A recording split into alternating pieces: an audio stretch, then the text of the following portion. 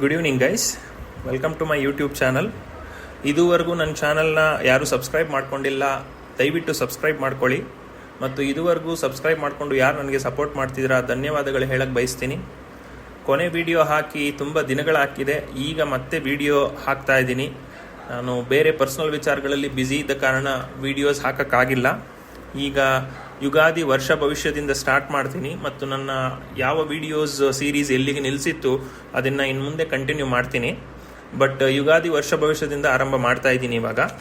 ಮೊದಲಿಗೆ ಎಲ್ಲರಿಗೂ 2024 ಯುಗಾದಿ ಹಬ್ಬದ ಆರ್ಥಿಕ ಶುಭಾಶಯಗಳು. ಈ ವರ್ಷ ನಿಮ್ಮೆಲ್ಲರಿಗೂ ತುಂಬ ಚೆನ್ನಾಗಿರಲಿ, ಟೈಮು ನಿಮಗೆ ಸಕ್ಸಸ್ ಸಿಗಲಿ ಅಂತ ನಾನು ಎಕ್ಸ್ಪೆಕ್ಟ್ ಮಾಡ್ತೀನಿ, ವಿಶ್ ಮಾಡ್ತೀನಿ. ಇನ್ನು ಯುಗಾದಿ ದಿನ ಅಂದರೆ ಏಪ್ರಿಲ್ 9ನೇ ತಾರೀಕು ಸೂರ್ಯೋದಯ ಆಗೋದು ಬೆಳಗ್ಗೆ 6:11 ಅದು ಮೀನ ಲಗ್ನದಲ್ಲಿ ಸೂರ್ಯ ಉದಯ ಆಗ್ತಿದೆ. ಇನ್ನು ತುಲಾ ರಾಶಿಯವರ ಯುಗಾದಿ ವರ್ಷ ಭವಿಷ್ಯಕ್ಕೆ ಬರೋದಾದರೆ ಮೊದಲಿಗೆ ಸೂರ್ಯ 6ನೇ ಮನೆಯಲ್ಲಿದ್ದಾನೆ. ಇದು ತುಂಬ ಒಳ್ಳೆ ಪೊಸಿಷನ್ ಇದೆ. 6ನೇ ಮನೆ ಸಾಮಾನ್ಯವಾಗಿ ನಮ್ಮ ರುಟೀನ್ ವರ್ಕು, ನಮ್ಮ ಹಿಡ್ಡನ್ ಎನಿಮೀಸು ಮತ್ತು ಜಾಬು, ನಮ್ಮ ಸ್ಕಿಲ್ಸು, ಜಾಬ್ನಲ್ಲಿ ನಾವು ಯಾವ ಸ್ಕಿಲ್ಸ್ ಯೂಸ್ ಮಾಡ್ತೀವಿ ಆ ಸ್ಕಿಲ್ಸ್ನೆಲ್ಲ ಡಿನೋಟ್ ಮಾಡುತ್ತೆ. 6ನೇ ಮನೆಯಲ್ಲಿ ಸೂರ್ಯ ಇರೋದ್ರಿಂದ ನಿಮ್ಮ ಹಿತಶತ್ರುಗಳು ಅಥವಾ ಶತ್ರುಗಳು ಸರ್ವನಾಶ ಆಗೋದು ಖಂಡಿತವಾಗ್ಲು. ನಿಮಗೆ ಆಲ್ರೆಡಿ ನಾನು ವರ್ಷ ಭವಿಷ್ಯ ಅಂದರೆ 2024 ಇಯರ್ಲಿ ಪ್ರಿಡಿಕ್ಷನ್ಸಲ್ಲೂ ತಿಳಿಸಿದ್ದೀನಿ. ಕಳೆದ 7 ವರ್ಷದಿಂದ ಇದ್ದ ಕಷ್ಟಗಳೆಲ್ಲ ದೂರ ಆಗುವ ಸಮಯ ಅಂತ. ಡೆಫಿನೆಟ್ಲಿ ಆಗ್ತಾ ಇದೆ. ನಿಮಗೆ ಆಲ್ರೆಡಿ ಎಕ್ಸ್ಪೀರಿಯನ್ಸಿಗೆ ಬರ್ತಾ ಇದೆ. ನಿಮ್ಮ ಕಡೆ ಫೇವರ್ ಟರ್ನ್ ಆಗ್ತಾ ಇರುತ್ತೆ. ಇನ್ನು ಕೆಲವು ಶತ್ರುಗಳು ಉಳ್ಕೊಂಡಿರೋರು ಈಗ ಸರ್ವನಾಶ ಆಗೋದಂತೂ ಖಚಿತ. ನೀವೇನಾದರೂ ಕೋರ್ಟು ಕೇಸ್ಗಳಲ್ಲಿ ಏನಾದರೂ ಸಿಗಾಕೊಂಡಿದ್ರೆ ನಿಮಗೆ ಪಬ್ಲಿಕ್ ಪ್ರಾಸಿಕ್ಯೂಟರ್ಗಳ ಸಪೋರ್ಟ್ ಸಿಗುತ್ತೆ, ಸರ್ಕಾರದ ಸಪೋರ್ಟ್ ಸಿಗುತ್ತೆ, ಅಥಾರಿಟಿಯಲ್ಲಿರುವ ಪೊಸಿಷನ್ಲಿರುವ ವ್ಯಕ್ತಿಗಳಿಂದ ನಿಮಗೆ ಸಪೋರ್ಟ್ ಸಿಗುತ್ತೆ. ಒಟ್ಟಿನಲ್ಲಿ ನಿಮ್ಮ ಶತ್ರುಗಳು ತಮಗೆ ತಾವೇ ನಾಶ ಆಗ್ತಾರೆ. ಮತ್ತು ನೀವು ತುಂಬ ರುಟೀನಲ್ಲಿ ಎಕ್ಸ್ಪರ್ಟ್ ಆಗ್ತೀರಿ. ಲೇಸಿನೆಸ್ ಎಲ್ಲ ಹೊರಟೋಗುತ್ತೆ. Full energetic ಆಗ್ತೀರಿ. ಇಂಟೆನ್ಸಿಟಿ ಜಾಸ್ತಿ ಆಗುತ್ತೆ. ಮತ್ತು ಎಕ್ಸಸೈಸ್ಗಳೆಲ್ಲ ಮಾಡಿ ಬಾಡಿ ಫಿಟ್ಟಾಗಿ ಇಟ್ಕೊಳ್ಳೋಕೆ ಸ್ಟಾರ್ಟ್ ಮಾಡ್ತೀರಾ.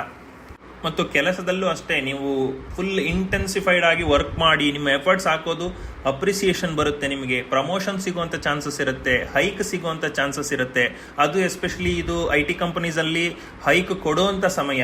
ಸೊ ನಿಮ್ಮ ಎಫರ್ಟ್ಸ್ ಜಾಸ್ತಿ ಇದ್ದಲ್ಲಿ ನೀವು ತುಂಬ ಚೆನ್ನಾಗಿ ರೆಕಗ್ನೈಸ್ ಆಗಿ ನಿಮಗೆ ತುಂಬ ಹೈಕ್ ಸಿಗುತ್ತೆ. ಪರ್ಸೆಂಟೇಜ್ ಆಫ್ ಹೈಕ್ ತುಂಬ ಜಾಸ್ತಿ ಇರುತ್ತೆ.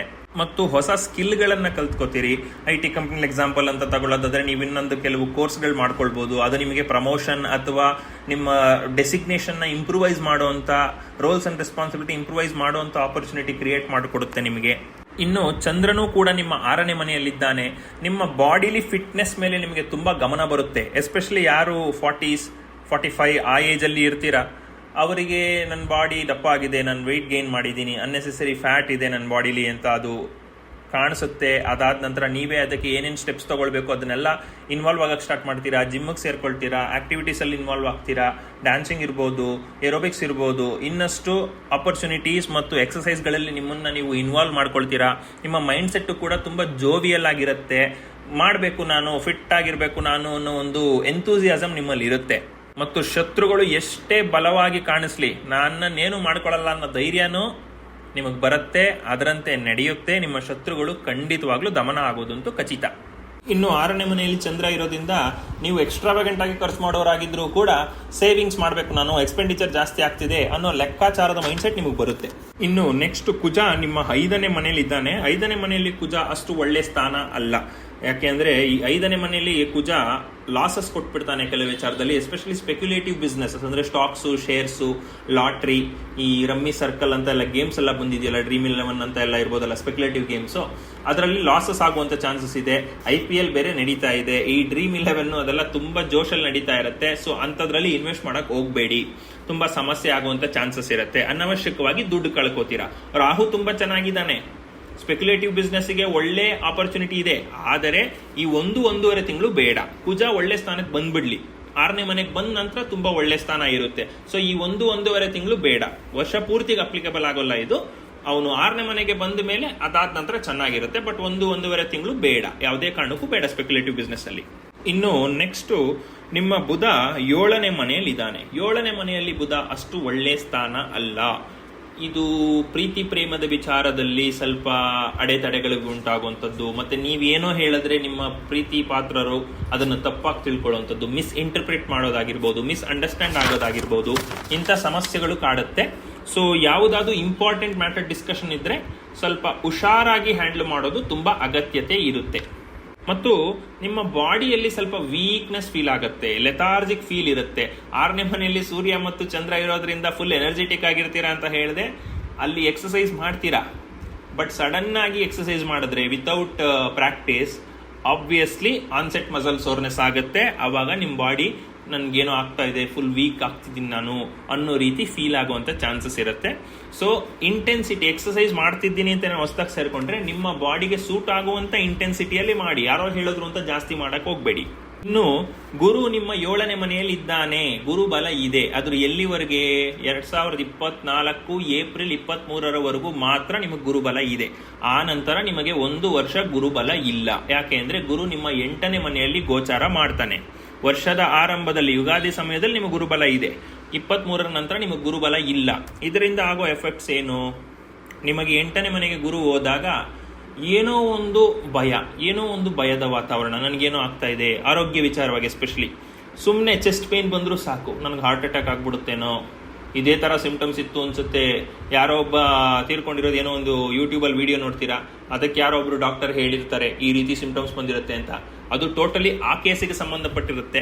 ನೀವು ಅದನ್ನ ನಿಮಗೆ ನೀವೇ ಇನ್ವಾಲ್ವ್ ಮಾಡಿಕೊಂಡು ಇದೇ ಸಿಂಪ್ಟಮ್ಸ್ ನನಗಿದೆಯಲ್ಲ, ನನಗೆ ಸಮಸ್ಯೆ ಆಗ್ಬಿಡುತ್ತೆ, ಚೆಕ್ ಮಾಡಿಸ್ಕೊಂಡ್ಬರ್ಬೇಕಪ್ಪ ಡಾಕ್ಟರ್ ಹತ್ರ, ಈ ರೀತಿ ಅನವಶ್ಯಕ ಯೋಚನೆಗಳು ಮಾಡುವಂತ ಸ್ಟಾರ್ಟ್ ಮಾಡ್ತೀರಿ.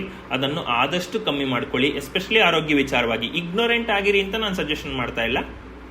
ನೀವು ಅನವಶ್ಯಕವಾಗಿ ವರ್ರಿ ಮಾಡ್ಕೊಳ್ಬೇಡಿ. ಸಮಸ್ಯೆ ಇದೆಯಾ, ಹೋಗಿ ಡಾಕ್ಟರ್ ಹತ್ರ ಕೂತ್ಕೊಂಡು ಮಾತಾಡ್ಕೊಂಡು ಕ್ಲಾರಿಫೈ ಮಾಡ್ಕೊಂಡು ಬನ್ನಿ. ಟೆಸ್ಟ್ಗಳ ಅವಶ್ಯಕತೆ ಇದೆಯಾ, ಮಾಡ್ಕೊಳ್ಳಿ.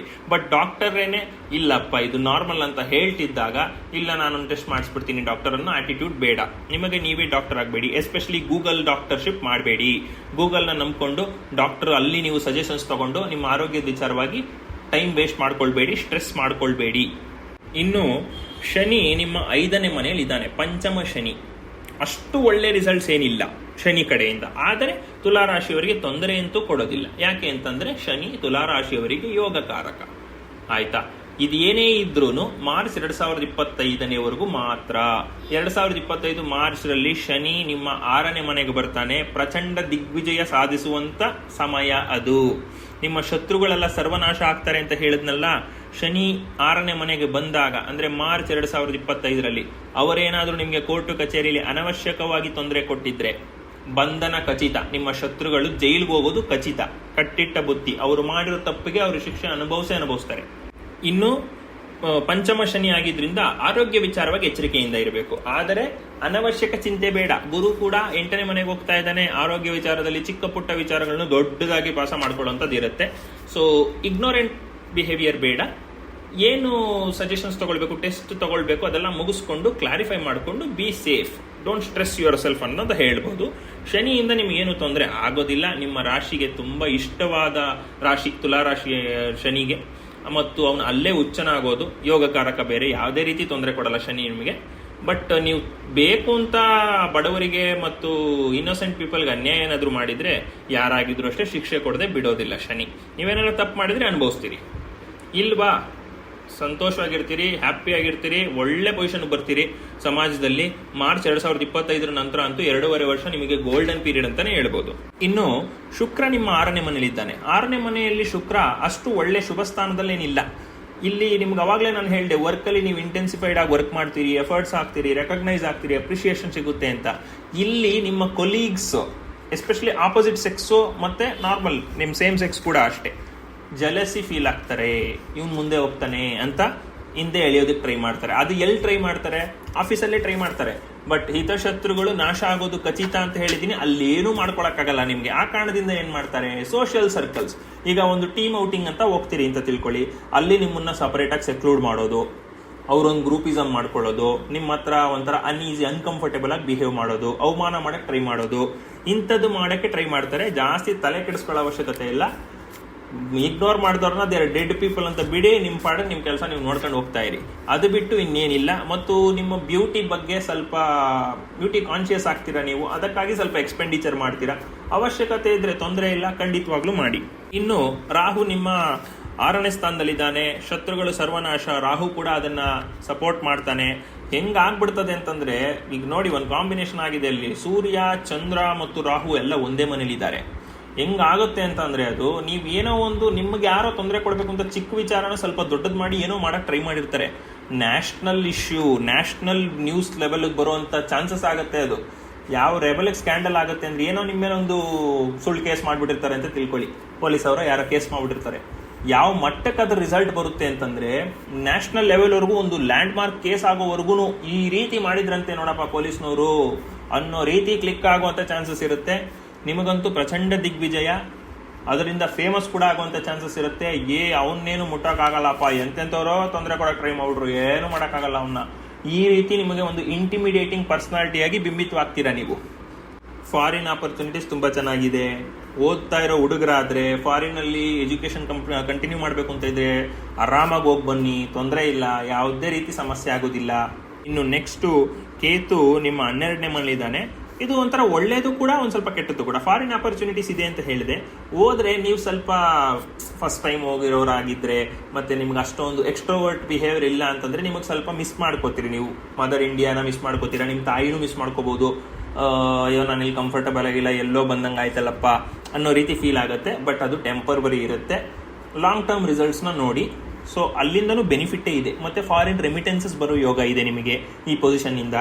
ಸೊ ಇದೆಲ್ಲ ತುಂಬಾ ಚೆನ್ನಾಗಿದೆ. ತುಲಾ ರಾಶಿಯವರಿಗೆ ಸಮಯ ಒಳ್ಳೆ ಸಮಯನೇ. ನಾನು ಇಯರ್ಲಿ ಪ್ರಿಡಿಕ್ಷನ್ಸ್ 2024 ತುಲಾ ರಾಶಿಗೆ ಅದರಲ್ಲಿ ಹೇಳಿದ್ದೀನಿ, ರಿಸಲ್ಟ್ಸ್ ಅನೌನ್ಸ್ ಆಗಕ್ಕೆ ಬೋರ್ಡ್ ಮುಂದೆ ನಿಂತಿದ್ದೀರಾ ಅಂತ. ಇನ್ನೂ ಅನೌನ್ಸ್ ಆಗಿಲ್ಲ ರಿಸಲ್ಟ್. ನಿಮ್ಮ ರಿಸಲ್ಟ್ ಎಲ್ಲ ಅನೌನ್ಸ್ ಆಗೋದು ಶನಿ ಬದಲಾವಣೆ ಆದ ನಂತರ. ಬಟ್ ಇವಾಗ ನಿಮಗೇನು ತೊಂದರೆ ಅಂತೂ ಇಲ್ಲ.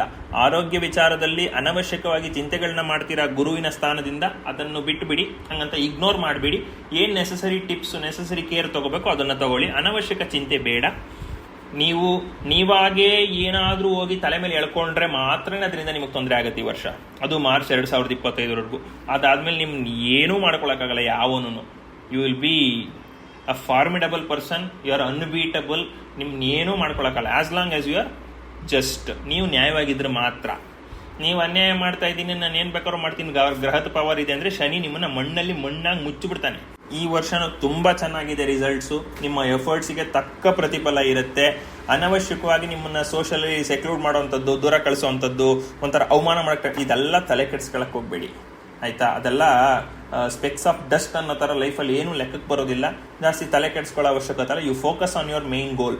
ಆಸ್ತಿ ಪಡೆಯುವ ಯೋಗ ಇದೆ, ಆಸ್ತಿ ಖರೀದಿ ಮಾಡೋದಕ್ಕೆ ದುಡ್ಡು ಸಂಪಾದನೆ ಮಾಡೋ ಯೋಗ ಇದೆ. 8ನೇ ಮನೆಯಲ್ಲಿ ಗುರು ಇದ್ರೂ ಕೂಡ ಅವನು ದೃಷ್ಟಿ ಹಾಕೋದು ನಿಮ್ಮ 2ನೇ ಮನೆ ಮೇಲೆ. ಇನ್ಕಮ್ ಜಾಸ್ತಿ ಆಗುತ್ತೆ, ಎಕ್ಸ್ಪೆಂಡಿಚರ್ ಕಮ್ಮಿ ಆಗುತ್ತೆ. ಗುರು ಇರೋ ಮನೆ ಚೂರು, ನೋಡೋ ಮನೆ ಜೋರು. ಸೊ ನಿಮಗೆ ಎಲ್ಲಾ ರೀತಿ ಬೆನಿಫಿಟ್ಸೇ ಇದೆ, ತಲೆ ಕೆಡಿಸ್ಕೊಳ್ಳೋ ಅವಶ್ಯಕತೆ. ಇನ್ನು ನಿಮ್ಮ ಜನ್ಮ ಜಾತಕ ಪರಿಶೀಲನೆ ಮಾಡ್ಕೋಬೇಕು ಅಂತಂದ್ರೆ ಸ್ಕ್ರೀನ್ ಮೇಲೆ ಕಾಣ್ತಾ ಇರೋ ನಂಬರ್ ಅಥವಾ ಇಮೇಲ್ ID ಥ್ರೂ ನನ್ನ ಕಾಂಟ್ಯಾಕ್ಟ್ ಮಾಡ್ಬೋದು. ಮತ್ತು ನನ್ನ ಇನ್ಸ್ಟಾಗ್ರಾಮ್ ಅಕೌಂಟ್ನ ಕೂಡ ಫಾಲೋ ಮಾಡಿ, ಅಲ್ಲೂ ಕೂಡ ಅಪ್ಡೇಟ್ಸ್ನ ಹಾಕೋಕ್ಕೆ ಸ್ಟಾರ್ಟ್ ಮಾಡ್ತೀನಿ. ಇನ್ನು ಈ ವಿಡಿಯೋ ಇಷ್ಟ ಆಗಿದ್ರೆ ದಯವಿಟ್ಟು ಲೈಕ್ ಮಾಡಿ, ನನ್ನ ಚಾನಲ್ಗೆ ಸಬ್ಸ್ಕ್ರೈಬ್ ಮಾಡ್ಕೊಂಡಿಲ್ಲ ಅಂದರೆ ಸಬ್ಸ್ಕ್ರೈಬ್ ಮಾಡ್ಕೊಳ್ಳಿ. ನಿಮ್ಗೇನಾದರೂ ಡೌಟ್ಸ್ ಇದ್ದರೆ ಕಮೆಂಟಲ್ಲಿ ಕೇಳಿ, ನಾನು ತಿಳಿಸ್ಕೊಡ್ತೀನಿ. Thank you very much. Good evening guys, welcome to my YouTube channel. ಇದುವರೆಗೂ ನನ್ನ ಚಾನಲ್ನ ಯಾರು ಸಬ್ಸ್ಕ್ರೈಬ್ ಮಾಡ್ಕೊಂಡಿಲ್ಲ ದಯವಿಟ್ಟು ಸಬ್ಸ್ಕ್ರೈಬ್ ಮಾಡ್ಕೊಳ್ಳಿ. ಮತ್ತು ಇದುವರೆಗೂ ಸಬ್ಸ್ಕ್ರೈಬ್ ಮಾಡಿಕೊಂಡು ಯಾರು ನನಗೆ ಸಪೋರ್ಟ್ ಮಾಡ್ತಿದ್ದೀರಾ ಧನ್ಯವಾದಗಳು ಹೇಳಕ್ಕೆ ಬಯಸ್ತೀನಿ.